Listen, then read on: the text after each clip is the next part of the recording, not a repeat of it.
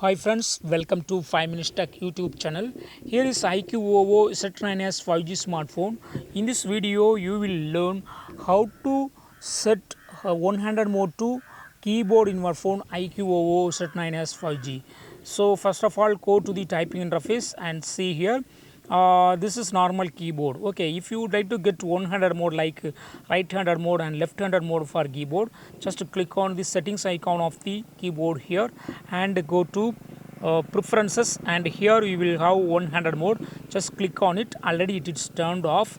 If you would like to turn it on, just select right-hander mode and go back and go to the typing interface and see here, this is right-hander mode. So with right hand only you can touch all things in the keyboard. Okay, suppose if you would like to get left-hander mode, click on this arrow symbol and it will shift to the left-hander mode. Okay, suppose if you would like to get full screen mode for keyboard, click here, so it will occupy full screen. Okay, so in this way you can easily shift between the right-hander mode, left-hander mode or full screen mode in your phone iQOO Z9s 5G.